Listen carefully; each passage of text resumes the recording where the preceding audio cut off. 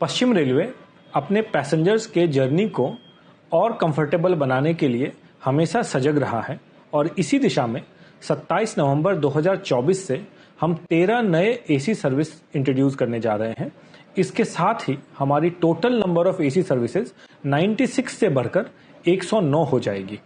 इन 13 services में से 6 services towards Churchgate की डायरेक्शन के लिए हैं, जिसमें से 2 मॉर्निंग पीक में रहेंगे और डाउन डायरेक्शन में 7 नए एसी सर्विसेज हैं, जिसमें से 2 इवनिंग पीक में रहेंगे। यात्रियों से अनुरोध है कि इन नई सेवाओं का भरपूर लाभ उठाएं। शुक्रिया।